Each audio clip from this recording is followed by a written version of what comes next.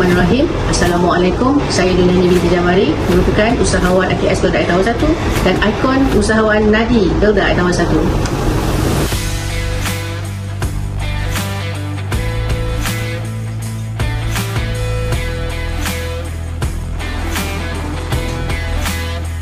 Perniagaan yang saya jalankan adalah usahawan sejuk beku.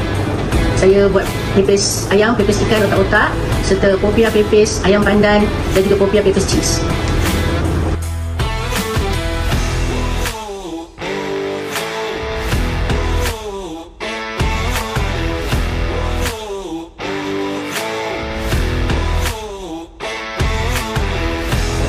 Hampir 12 tahun saya berniaga, bermula pada tahun 2013.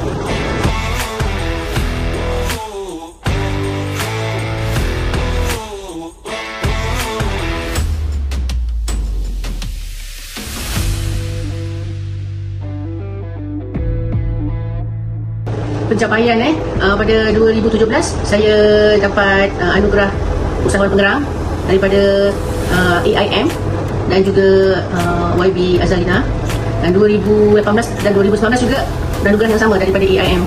Pada tahun 2017 suami saya Muhammad Rizal, dia dapat anugerah pemprosesan sejuk beku daripada Peladang, dan pada 2022 dia mendapat anugerah usahawan Peladang, dan tahun 2024 dia mendapat ikon perikanan Johor.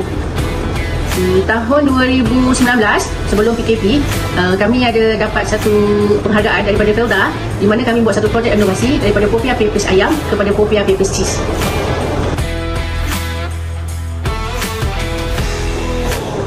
Melalui program usahawan Nadi, banyak kelebihan dan juga manfaat kepada saya, di mana saya banyak menerima tempahan melalui talian, media sosial, dan ramai pengguna media sosial mengenali produk saya.